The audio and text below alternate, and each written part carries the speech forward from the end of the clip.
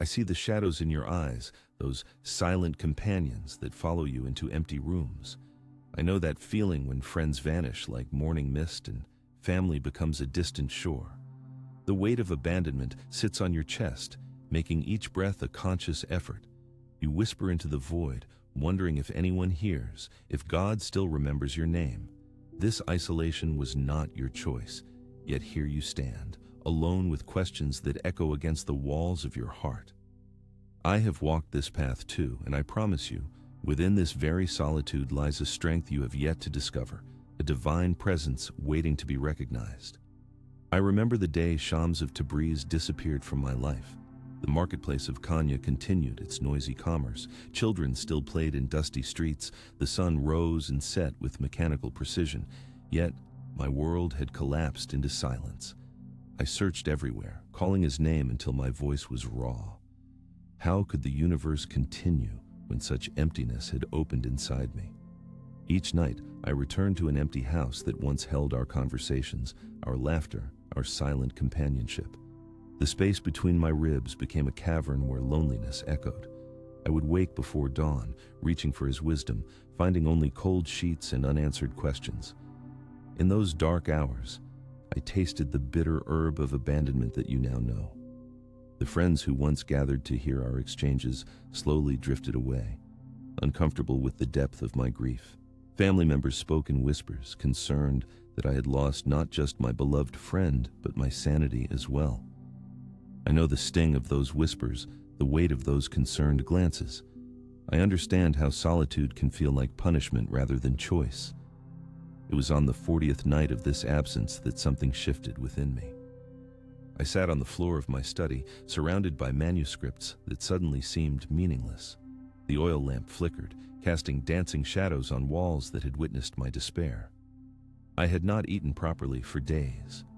My prayers had become mechanical, a habit rather than communion. And then, in that moment of complete surrender to my aloneness, I felt a presence so subtle yet undeniable, like the first breath of spring wind after a merciless winter. God had not moved closer. My perception had simply cleared enough to recognize what had always been there. The silence was not absence, but the most intimate form of presence. I placed my hand on my chest and felt two heartbeats, mine and something larger, something eternal that had been patiently waiting for me to notice. This is the paradox I offer you now. True companionship begins when you fully acknowledge your solitude. When friends vanish and family turns away, when the world seems to continue without noticing your pain, you are being invited into the most sacred of spaces, the temple of divine intimacy that can only be entered alone. The beloved has been waiting for this moment, when all other voices grow quiet enough for you to hear the whisper that has been calling your name since before you were born. I learned in those 40 nights what no crowded room could ever teach me, that loneliness transformed becomes solitude, and solitude embraced becomes communion with the divine. The feeling of abandonment is merely the doorway, not the destination. I began to understand that Shams had given me his final and greatest teaching by disappearing. He had removed the cup so I would be forced to find the ocean. In your abandonment, look for this same gift, the removal of distractions so you might discover what has always been closest to you. When you walk through an empty house, feeling the absence of those who once filled it with noise and movement, try this practice I discovered.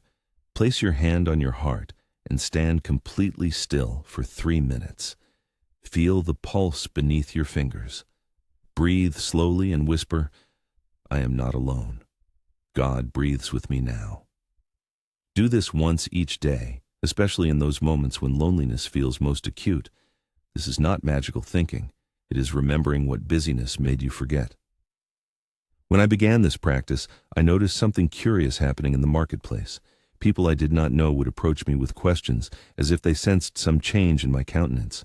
A woman who had lost her husband asked me how to continue living. A merchant whose business had failed sought my counsel. A young man, estranged from his father, sat with me in silence. I realized that my wound, once transformed into wisdom, had become a beacon for others carrying similar pain. Your solitude, once embraced rather than resisted, will emit this same light. The very people who cannot bear your loneliness now will eventually be drawn to the strength it has forged in you. This is the alchemy of spiritual transformation. What appears as lead becomes gold when touched by divine acceptance. In the silence of my empty rooms, I began writing verses that seemed to come not from grief, but from some untapped source of joy. Words flowed like water from a hidden spring. I would wake before dawn, no longer reaching for shams, but extending my consciousness toward that infinite presence I had discovered. My pen could barely keep pace with the revelations that unfurled within me. This creative abundance can be yours as well. When human voices grow distant, divine inspiration grows clearer. In your solitude, keep paper nearby. Write without judgment or expectation. A single true sentence born from your aloneness is worth more than volumes produced in distraction.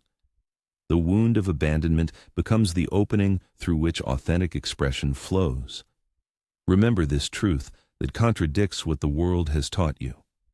Solitude is not a punishment, but a privilege. The masses flee from it, filling their hours with noise and numbing their hearts with constant movement. They fear what you have been forced to face. Yet, all prophets, all mystics, all true lovers of God have embraced solitude as the necessary soil for spiritual fruition. When you sit alone tonight, know that you join the ranks of those who have transformed isolation into illumination. Your abandoned state is not evidence of divine forgetfulness, but of divine invitation. God has cleared the stage of your life for this sacred performance, the dance of the soul with its Creator, unwitnessed by human eyes but celebrated by angels. The discipline of the heart begins with accepting where you are without resistance. Stop struggling against your aloneness. Stop comparing today with memories of fuller times. Instead, create sacred order within this solitude. Make your bed each morning as if preparing an altar. Eat your solitary meals with gratitude rather than resentment. Speak aloud one thing of beauty you notice each day, even if no human ear receives your words. God is listening, and this consistent recognition of beauty will gradually transform how you experience your solitude. Where you place attention, energy flows. Direct your attention to the fullness within emptiness, the companionship within solitude, the divine love that requires no human intermediary. As one of my poems reminds us, the wound is the place where the light enters you. Your abandonment is not the final word. It is merely the first syllable of a love song the universe is composing through your life. I have known the weight of grief that now sits on your shoulders. I have felt the way it changes the texture of time, making seconds stretch into painful eternities while months pass in a blur.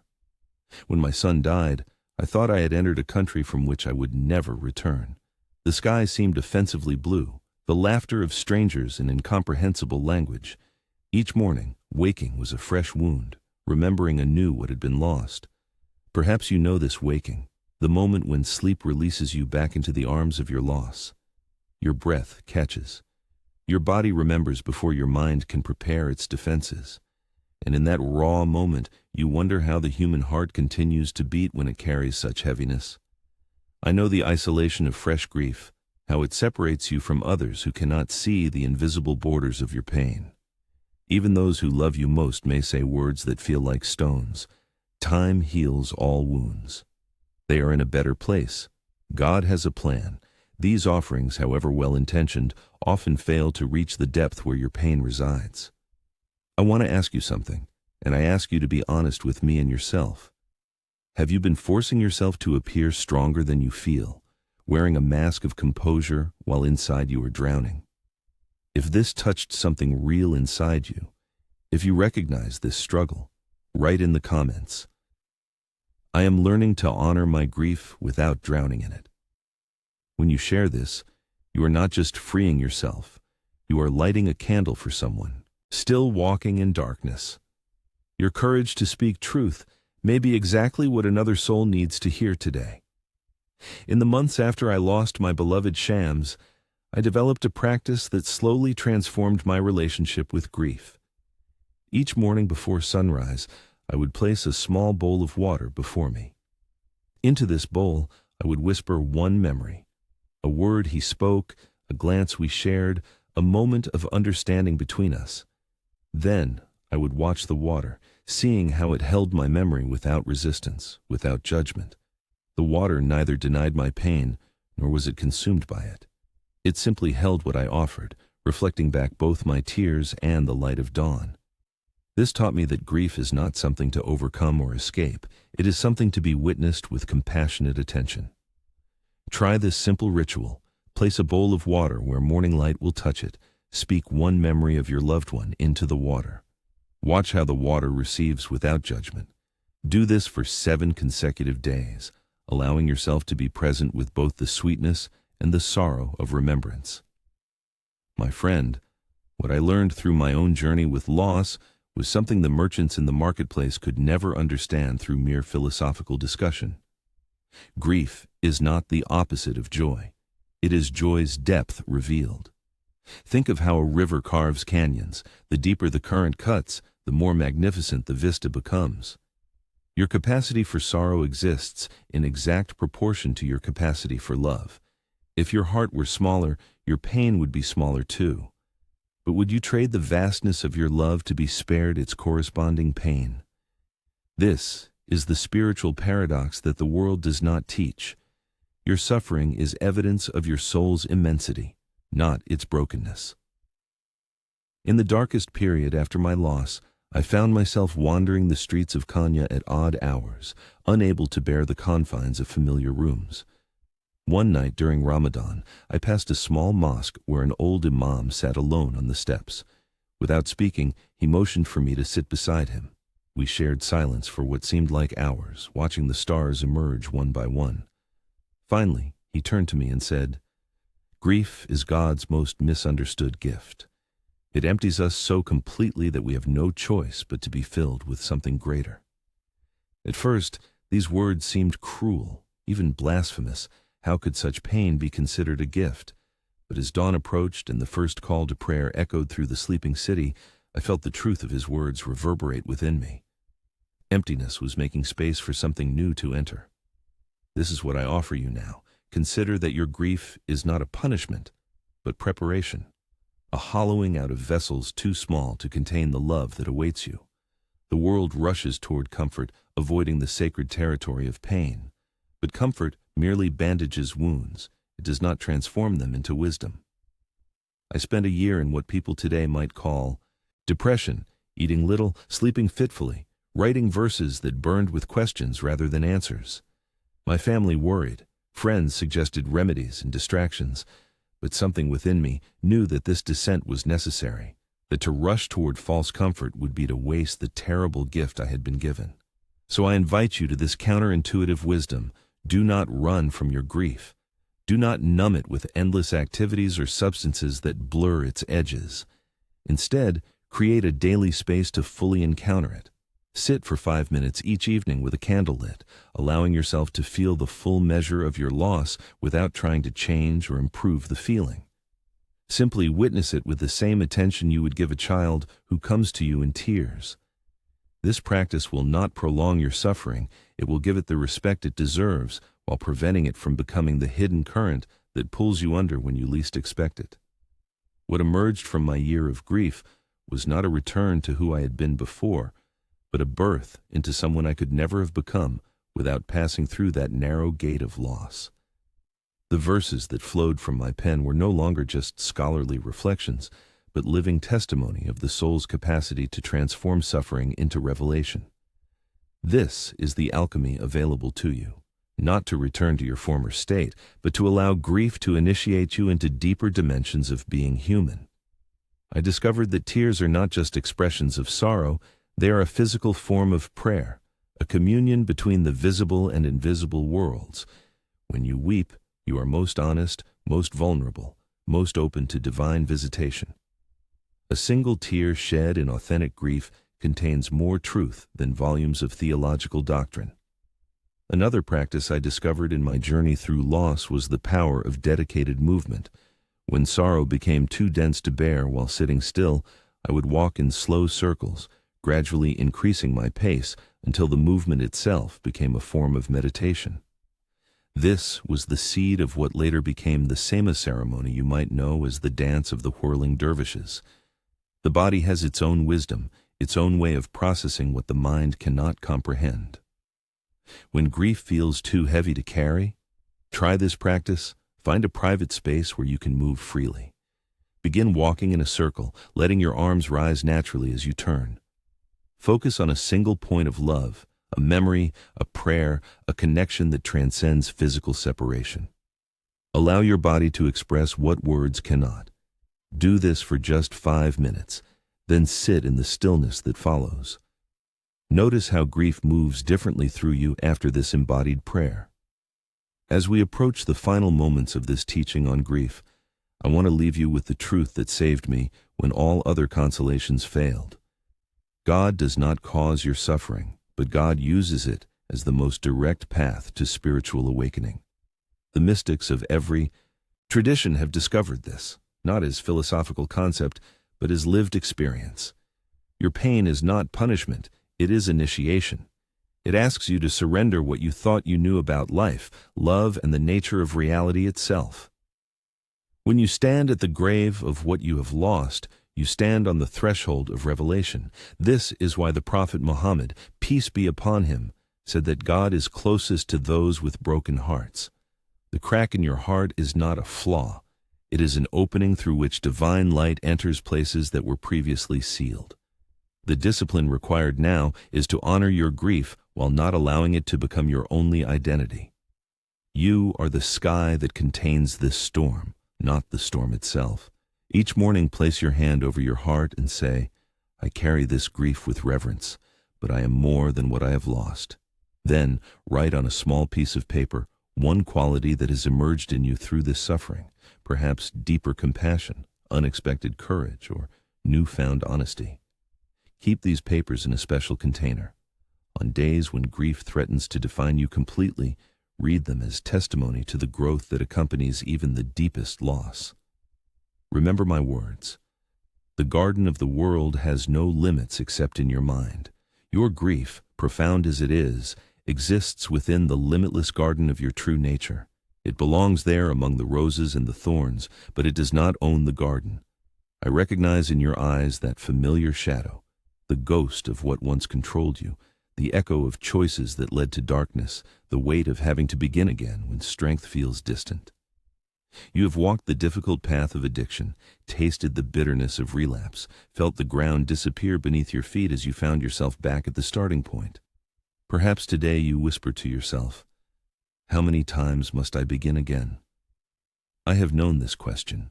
I have lived in that space between despair and determination, between shame for what was lost and hope for what might still be possible. The path of renewal is not a straight line. It circles back upon itself like the pattern of a prayer rug, each thread connecting to create something beautiful, even through apparent repetition. When I was a young scholar in Kenya, before I met my beloved teacher Shams, I suffered from an addiction that few understood. Not to wine or worldly pleasures as some might expect, but to the approval of others, a dependence more subtle yet equally binding. My father was a respected theologian, and I inherited not only his position, but the weight of expectations that accompanied it. Each lecture I gave, each poem I composed, each judgment I rendered, became an opportunity to drink from the cup of others' admiration. This poison was sweetened with respectability, making it all the more dangerous. I would stay awake through the night preparing elaborate arguments not in service of truth, but to hear gasps of admiration from my students. I would fast not for spiritual clarity, but so others would remark on my discipline. The validation of others became the substance I could not live without, and like any addiction, it left me perpetually empty, always needing more. It was Shams who held the mirror that finally showed me my bondage. On a winter afternoon, as I prepared to give an important lecture to visiting scholars, he took my carefully written notes and dropped them into a fountain in the courtyard. I watched in horror as the ink dissolved, my words disappearing into the water. Now speak from your heart, not your need for praise, he said. The rage I felt in that moment revealed the depth of my dependency. I had no access to my authentic voice apart from the scaffolding of others' approval. That day, I failed spectacularly before the visiting scholars. I stammered, lost my train of thought, and finally sat in humiliated silence. It was the beginning of my recovery, the first honest moment in years of eloquent deception. The path that followed was not linear. There were days I returned to old patterns, seeking the familiar comfort of admiration, rather than the vulnerable territory of authenticity. There were moments of clarity, followed by fog, commitment, followed by compromise. What I wish someone had told me then, what I tell you now, is that renewal is not a single decision, but a practice of returning. Each time you find yourself back in the grip of old patterns, you have not failed. You have simply been given another opportunity to choose differently, with greater awareness than before. The mystics understand what modern teachers of recovery have also discovered. Transformation happens not through dramatic singular choices, but through humble, repeated returns to the path. If these words are touching something deep in you, if you feel this conversation is for your soul, subscribe to this channel. Here I share teachings for those seeking truth, transformation, and the awakening of the heart. Activate the bell so my words continue reaching you. One practice that sustained me through my own recovery was the discipline of conscious breaks. I discovered that my addiction to approval flourished in the soil of constant activity and noise. When I deliberately paused 5 times each day, not just for formal prayer, but for moments of genuine self-reflection, I created space to recognize the stirrings of craving before they overwhelmed me. Try this practice. Set 5 specific times throughout your day for a 3-minute pause. During these brief intervals, place your hand over your heart, close your eyes, and ask yourself with compassion, what am I truly seeking in this moment? What deeper need lies beneath my craving? Then take 3 slow breaths, imagining each inhale drawing in divine support and each exhale releasing the grip of dependency. This simple practice introduces the possibility of choice where once there seemed to be only compulsion. The greatest obstacle in my path of recovery was not the strength of the addiction itself, but the story I told about what it meant when I returned to old patterns. After each relapse into seeking validation, shame would engulf me, not just for the behavior, but for what I believed it revealed about my spiritual inadequacy. I would think, a true seeker would not struggle this way. I am unworthy of divine love. This narrative of unworthiness became a second addiction, one that made returning to the path seem impossible. It was during a period of deep despair over my perceived failures that I had a dream that changed everything. In this dream, I saw a shepherd searching for a lost sheep. Each time he found it and began leading it home, the sheep would wander off again. Rather than growing angry, the shepherd simply went searching again with the same patience and determination. Upon waking, I understood that God's relationship to my stumbling efforts at recovery was like that shepherd, not disgusted by my wandering, but eternally committed to finding me where I was and beginning again. This revelation introduced a radical possibility. What if my very struggle was sacred? What if my repeated falls and returns were not evidence of failure, but opportunities for deeper surrender? This perspective contradicts our conventional thinking about recovery, which often treats relapse as catastrophic defeat. I began to see that the conventional path, seeking an unbroken record of abstinence, contained a subtle spiritual danger, pride in one's own strength. Each time I fell and had to begin again in humility, I was protected from the illusion of self-sufficiency. I learned to pray not for unbroken success, but for the courage to return without delay when I wandered. I offer this counterintuitive wisdom now. Your starting over is not your shame, it is your glory. It is the most beautiful evidence of the soul's resilience, its refusal to abandon the journey despite detours and delays. In practical terms, this means developing what I call the practice of the next breath. When you find yourself having taken a step backward, do not waste precious energy berating yourself or calculating how far you've fallen. Instead, simply ask, what is the next breath I can take moving in the direction of freedom? Perhaps it is making a call to someone who supports your recovery. Perhaps it is simply drinking a glass of water mindfully, affirming your commitment to care for your body despite what just happened. Perhaps it is stepping outside to feel the air on your face, remembering that you belong to something larger than your struggle. The size of this next step matters far less than the direction it takes you. Recovery happens one conscious breath at a time, especially after moments when unconsciousness has temporarily prevailed. An unexpected truth emerged as I continued on my path of recovery from the need for others' approval. The very dependency that had caused me such suffering became transformed into my greatest gift. The sensitivity to others that had made me vulnerable to craving their validation became, when channeled through awareness, an ability to perceive the unspoken needs in their hearts. My familiarity with my own darkness allowed me to sit without judgment beside others in theirs. What had been my wound became my offering. This alchemical transformation awaits you as well. The very substance you have struggled with, whether alcohol, drugs, destructive relationships, or any other dependency, has taught you something about human vulnerability that those who have never struggled cannot know.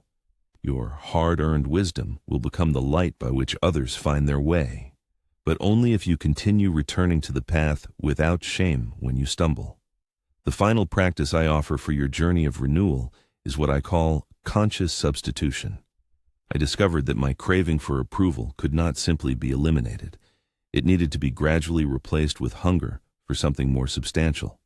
Each time I noticed the familiar stirring of need for validation, I would deliberately turn my attention to the presence of God, allowing that eternal relationship to satisfy what no human recognition could. This was not instantaneous or magical. It required patient, repeated practice. Over time, the neural pathways of dependence began to be redirected toward genuine spiritual sustenance. For your own practice of conscious substitution, identify what specific need your addiction attempts to meet, perhaps comfort, escape, numbing of pain, excitement, or connection. Then, discover a spiritual practice that addresses that same need in a way that leads to freedom rather than bondage. If you seek comfort, develop a meditation focused on divine embrace. If you seek escape from painful emotions, learn breathwork that allows you to move through feelings rather than avoid them. The path is not deprivation, but transformation of appetite. Remember these words I wrote centuries ago that speak directly to your struggle today. The wound is where the light enters. Your very brokenness, your repeated falls and returns, have created openings through which divine love now flows more freely than it ever could through an uncracked vessel. Your addiction has not separated you from God. In a mysterious way, it has been the painful path of your deepest communion. When you stand again after falling, when you breathe consciously after unconsciousness, when you choose vulnerability after seeking escape, these moments are your most authentic prayers, more powerful than 1,000 recitations by those who have never known desperation. The Sufis understand that God is especially near to the broken-hearted, not as compensation for their suffering, but because brokenness itself is an opening to depths of reality that remain inaccessible to those who have never been shattered. Your recovery is not just a return to functionality. It is an initiation into the mystery of divine love that uses everything, even our darkest struggles, as the material of transformation. There comes a moment when understanding alone is not enough. You have nodded at wisdom, you have recognized truth, perhaps tears have flowed with recognition, but still, your days continue unchanged, a carousel of familiar struggles.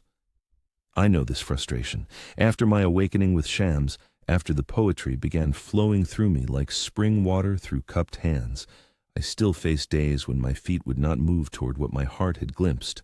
Knowledge is not yet embodiment. Insight is not yet transformation. This is where the true work begins, in the humble discipline of bringing heaven to earth, one conscious choice at a time. The path between revelation and revolution is paved with small, faithful actions that nobody applauds but God alone witnesses. When I was a young man studying in Aleppo, I encountered a master craftsman who spent his days carving intricate designs on wooden panels for the great mosque. For 40 days, I watched him arrive before dawn, sharpen his tools with meticulous care, and work until the last light faded. One evening, I asked him the secret to his mastery. He laughed softly and replied, "There is no secret, only showing up day after day when no one is watching. The designs you admire were born not in moments of inspiration, but in thousands of ordinary moments when I chose the difficult path of presence over the easy escape of distraction." His words stayed with me through the years, a pebble in my shoe reminding me that spiritual awakening without daily discipline is like a lamp without oil. It may be beautiful, but it gives no light. The mystical states that God graciously grants us are meant not as destinations, but as glimpses of what might be possible if we align our ordinary days with extraordinary intention. This is the counterintuitive wisdom that the marketplace will never teach you.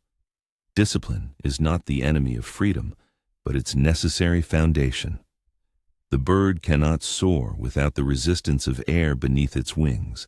Music cannot exist without the constraints of rhythm and scale. Your soul cannot express its boundless nature without the container of conscious routine. I learned this truth not in ecstatic moments of divine communion, but in the quiet hours before dawn when my body craved more sleep. Yet something deeper called me to rise for prayer. It was in those small victories over comfort, those tiny moments of choosing presence over unconsciousness, that my relationship with God became substantive rather than theoretical. Discipline is love made visible through consistent action. It says to the beloved, "You are worth this effort." This relationship matters more than momentary comfort. The discipline that transforms is not harsh or punishing. It does not arise from self-rejection, but from profound self-respect. When I counsel you to become the sergeant of yourself, I am not suggesting military rigidity, but the loving firmness with which a master trains an apprentice in whom he sees great potential. Begin with this simple practice. Select 1 hour, preferably the first hour after waking, and protect it as sacred territory.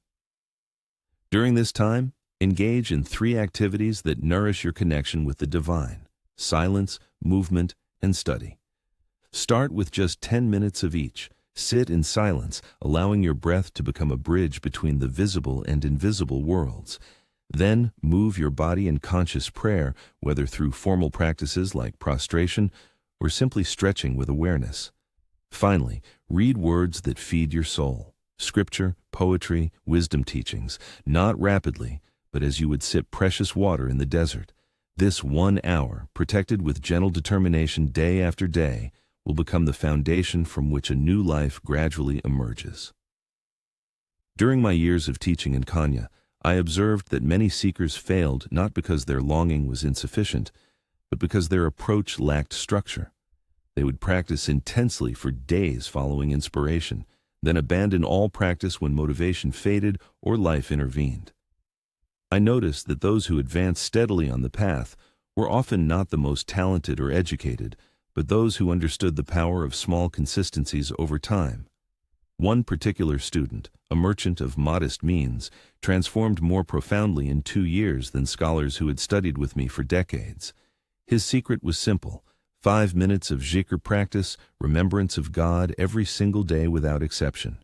Through sickness, travel, family crisis, he maintained this minimal practice. He told me once, "I promised God not the heights of devotion, but the depth of faithfulness." This wisdom contains a truth our age desperately needs. It is better to do a little with constancy than much with inconsistency. For your own life, identify one spiritual practice that you can commit to daily, regardless of circumstances. Make it so simple that it seems almost insignificant, perhaps 3 conscious breaths while reciting a phrase that connects you to your deeper purpose, or a single verse read with full attention, or 30 seconds of gratitude before your first meal. The size of this commitment matters far less than your absolute fidelity to it. When you keep your word to yourself in this small matter, day after day, you are developing spiritual muscle that will eventually enable heavier lifting.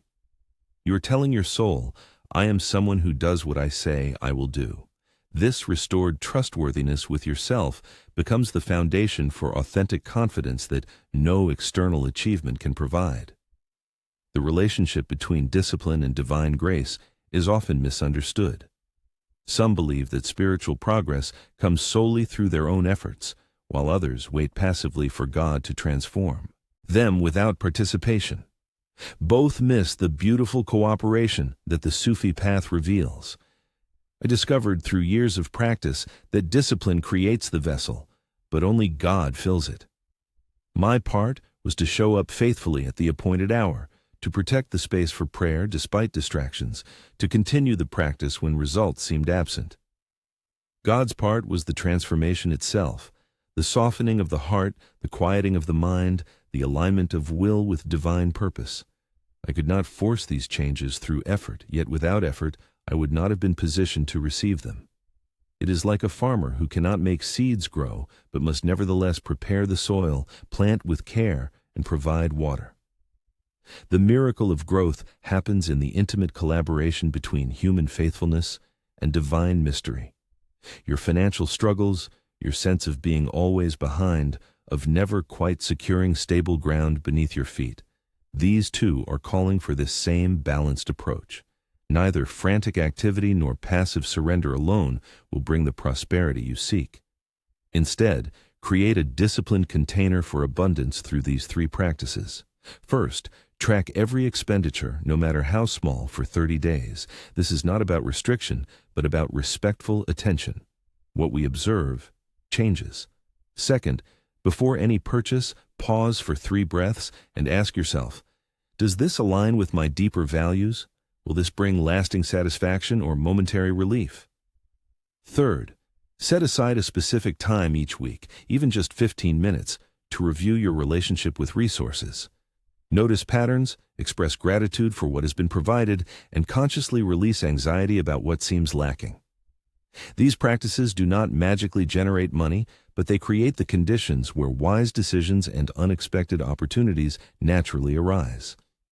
Remember these words I share with you now.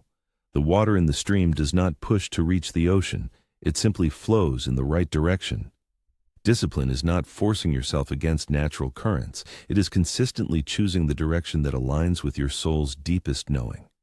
When you commit to small, regular practices of presence and conscious choice, you are not fighting against life, but cooperating with its fundamental nature.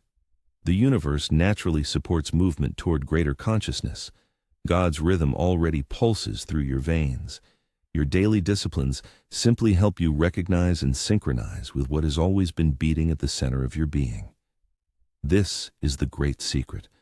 The effort is not to become something other than yourself, but to finally be what you truly are. You've been asking for a sign. In the quiet moments before sleep claims you, in the raw honesty of dawn when masks have not yet been donned, your heart has been whispering, "Show me that I am not forgotten. Give me some evidence that this path leads somewhere, beyond more struggle." I know this yearning. It echoes across centuries, this human need for confirmation that we have not been abandoned to navigate the labyrinth alone.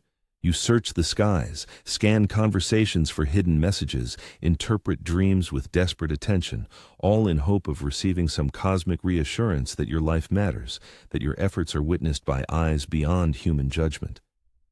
I, too, have stood beneath silent stars, wondering if my prayers evaporated into empty space or reached the ear of the beloved. There was a season in my life, after the disappearance of Shams, when I questioned everything I thought I knew about divine guidance. I had experienced such clarity in his presence, every conversation illuminated by meaning, every challenge transparent in its purpose.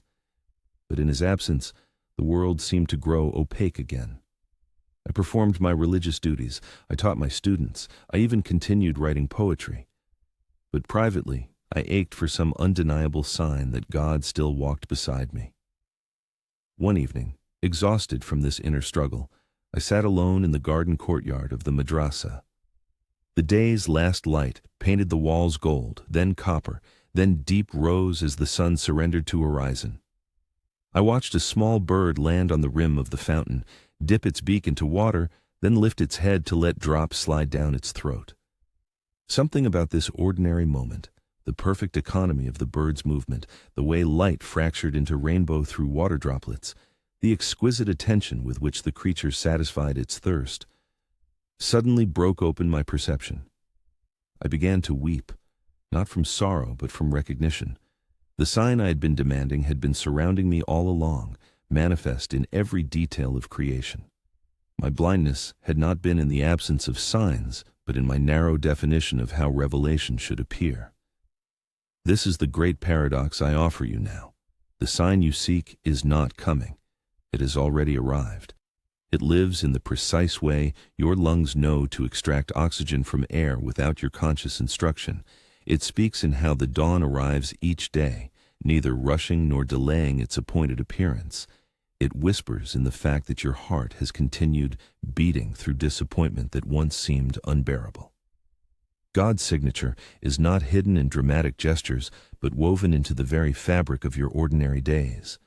The miracle is not that water might someday turn to wine, but that water already exists, transparent, humble, essential, willing to take any shape while maintaining its true nature.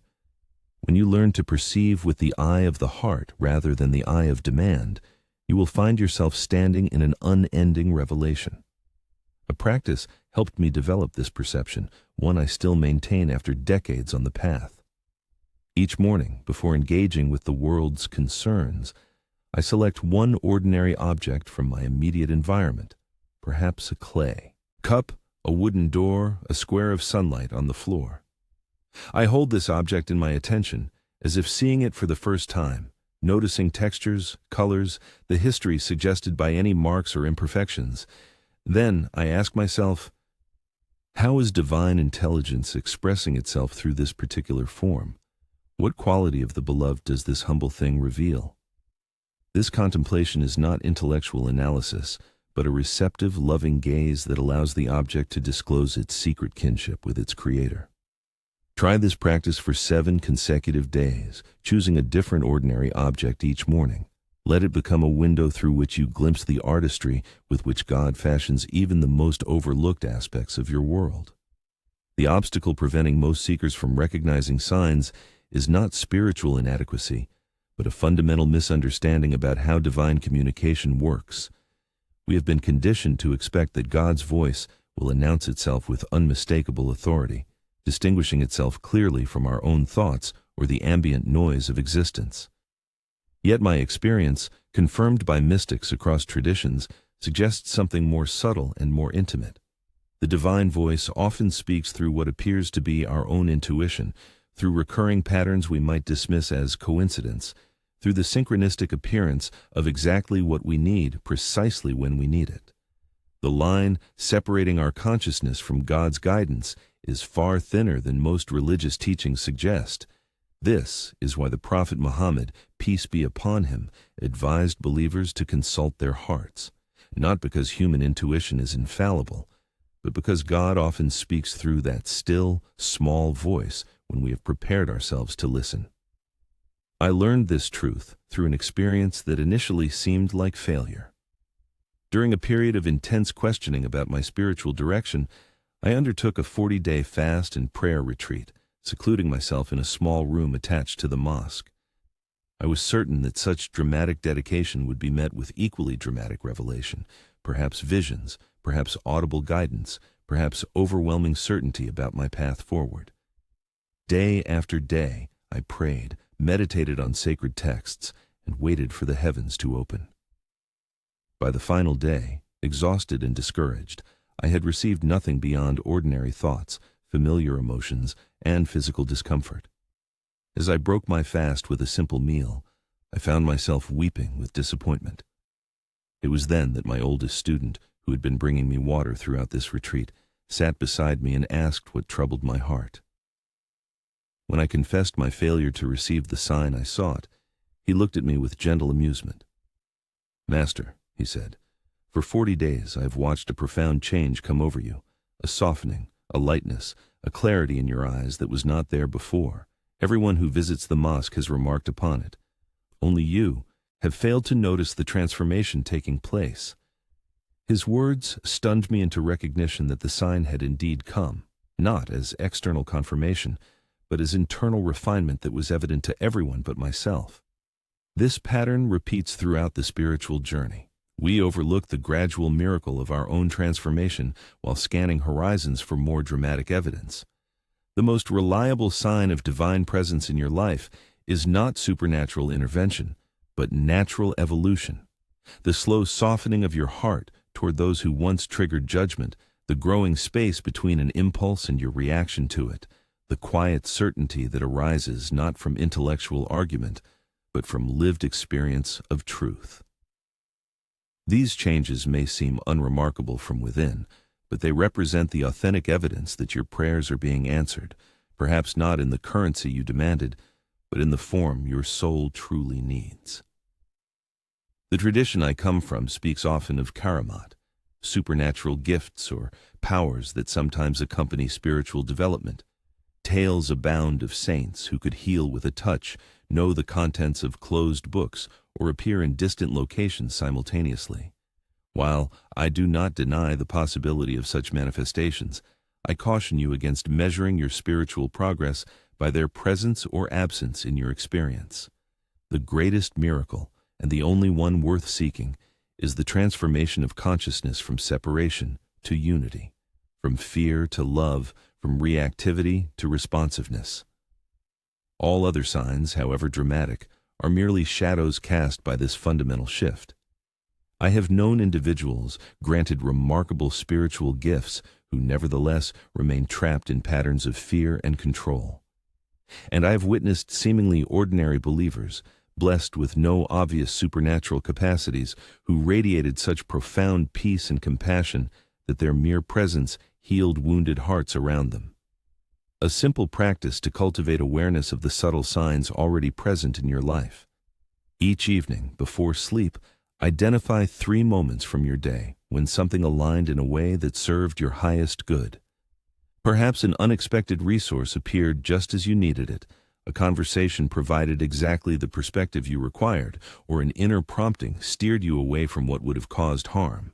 Express specific gratitude for these instances of grace, recognizing them not as random chance, but as evidence of a loving intelligence intimately engaged with the details of your journey.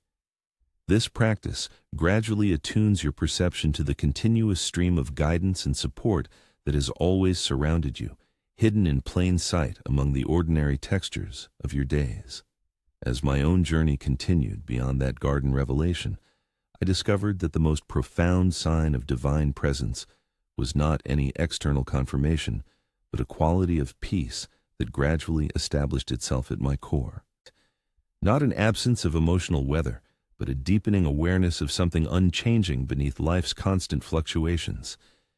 This peace did not eliminate challenges or protect me from loss, but it provided a context for experiencing even difficulty as meaningful rather than merely painful. It manifested as growing trust that my particular path, with all its detours and obstacles, was unfolding with a wisdom greater than my own limited understanding could grasp. The 13th century world I inhabited was as turbulent as yours. Political upheaval, economic uncertainty, sectarian violence, natural disasters. Yet beneath these surface disruptions, I sensed an underlying current moving history and individual lives toward greater consciousness, like a vast underground river nourishing roots unseen. This same current flows beneath your life, though circumstances may temporarily obscure your awareness of it. The sign you seek is not something to wait for, but something to attune to. A frequency that has been broadcasting since before your birth, the love song of existence itself. When you align your attention with this current, external circumstances may not immediately transform, but your relationship to them fundamentally shifts.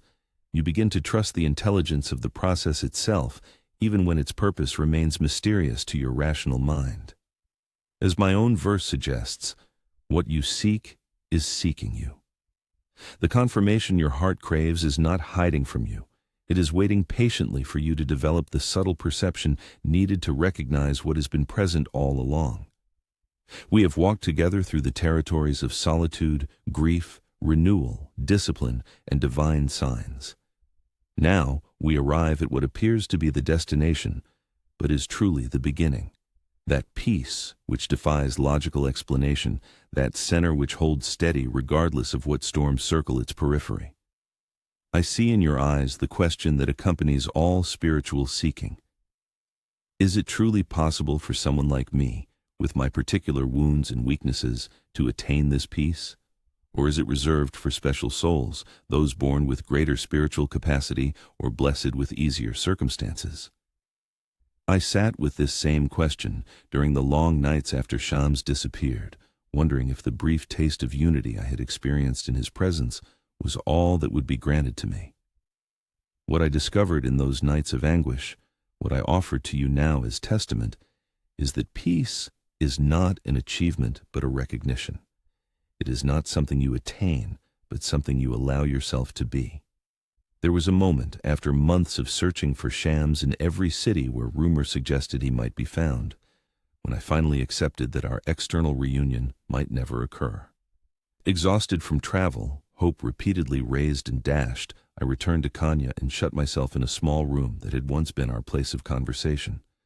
For 3 days and nights, I neither ate nor slept properly, moving between rage and despair, between accusations against God and pleas for mercy. On the third night, as dawn approached, a profound silence descended, not as absence of sound, but as presence so complete it absorbed all my mental noise into itself. In that silence, I heard or perhaps remembered what Shams had been trying to teach me all along, that what I sought in his companionship was simply a mirror reflecting what already existed within me.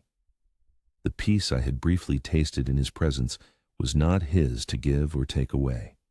It was my own essential nature momentarily recognized when the veil of separation temporarily thinned. This recognition did not immediately end my grief for his physical presence, but it fundamentally transformed my relationship to that grief. I was no longer searching for something lost outside myself, but learning to uncover what had always been within. This is the counterintuitive wisdom that centuries of spiritual seekers have discovered. Peace is not the product of perfect circumstances, but the presence that remains when all circumstantial identities have been surrendered. It is not what happens when everything is finally fixed according to your preferences, but what reveals itself when you no longer condition your well-being on external fixes. I spent years as a respected scholar, believing that if I could just accumulate enough knowledge, solve enough theological riddles, earn enough recognition, then satisfaction would finally arrive. What Shams showed me through his unconventional teachings was that the very search for completion through addition was itself the obstacle. Peace began to emerge not when I finally succeeded in adding the missing piece, but when I recognized that nothing essential was missing. The Sufi tradition expresses this through a foundational teaching. I was a hidden treasure and longed to be known, so I created the worlds. The purpose of existence is not acquisition, but recognition, the gradual unveiling of what has been present from the beginning. A practice that helped me embody this understanding rather than merely contemplating it intellectually.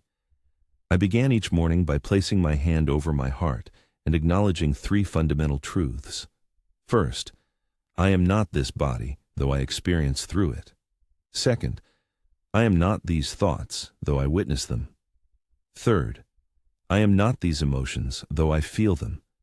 Then I would ask myself, if I am not these, what remains?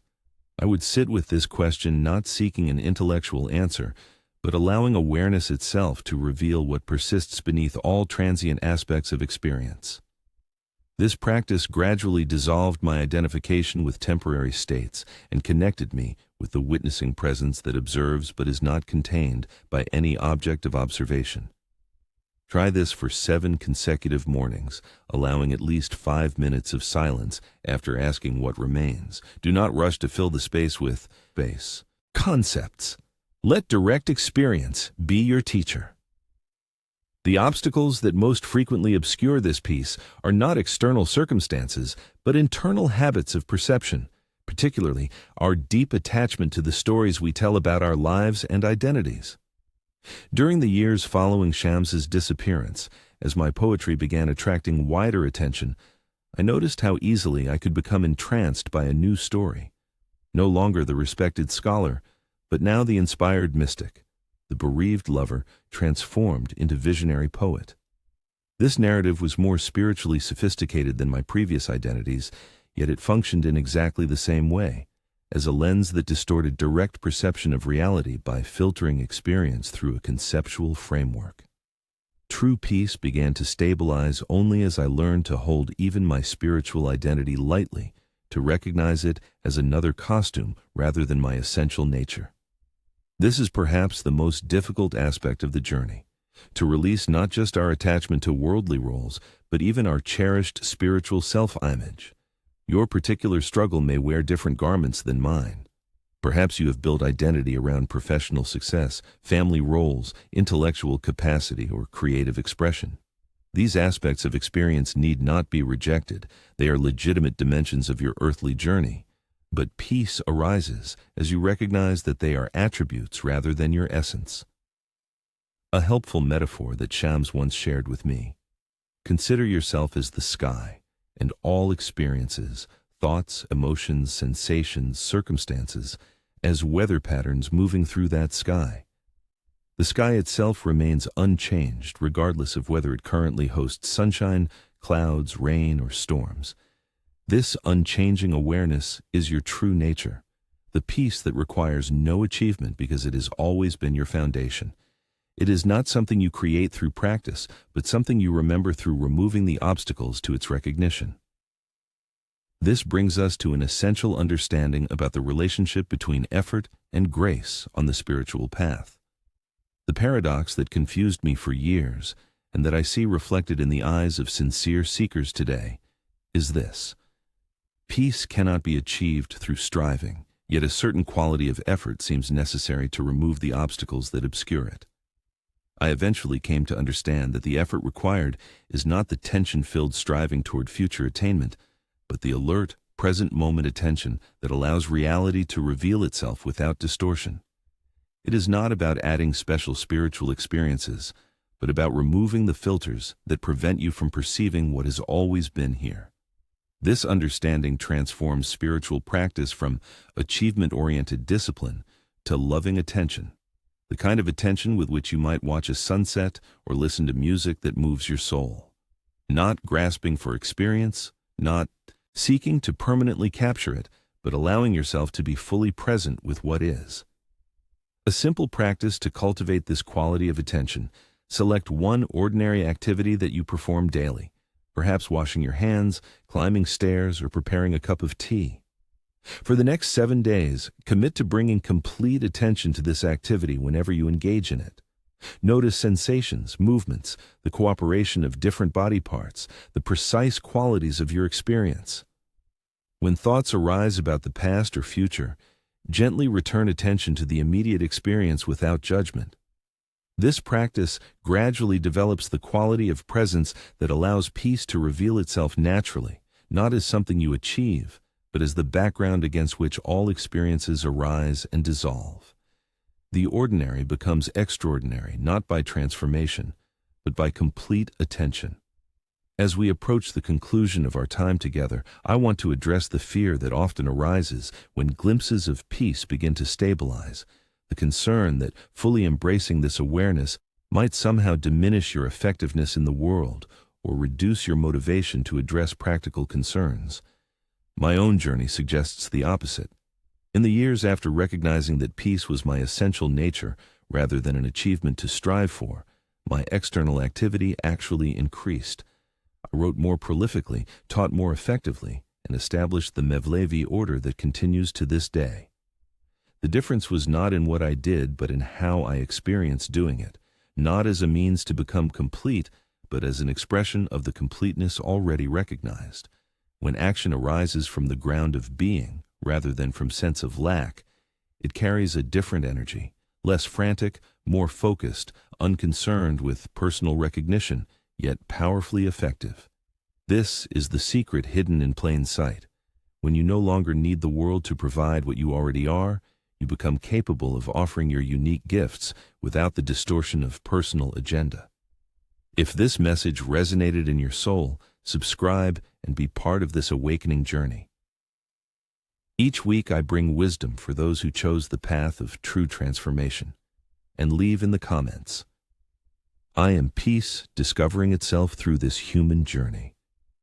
This simple declaration marks the beginning of your journey back home, back to yourself. The path we have walked together through solitude, grief, renewal, discipline, signs, and peace is not linear, but spiral. You will revisit these territories again and again, each time with deeper understanding. Do not be discouraged when familiar challenges reappear. Their return does not indicate failure, but opportunity for integration at new levels of awareness. The peace we have explored is not fragile, requiring protection from life's difficulties.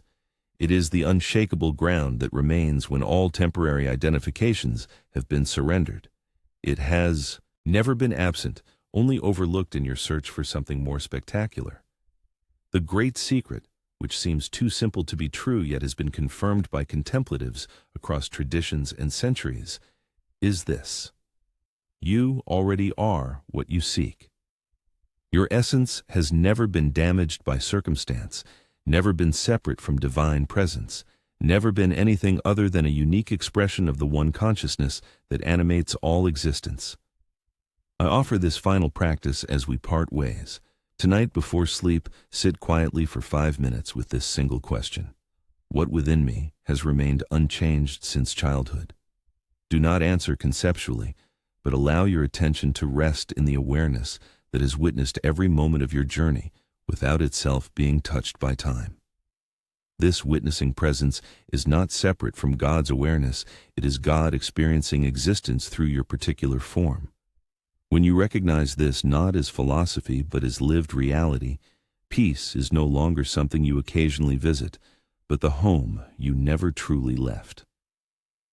My beloved friend, you have always been held in the embrace you seek. The recognition of this truth is the peace that surpasses understanding, available in this very moment, asking nothing from you but your attention. Your task is not to seek for love, but merely to seek and find all the barriers within yourself that you have built against it. Those barriers dissolve not through force, but through the light of loving awareness. That light is already shining within you, patiently illuminating your path home.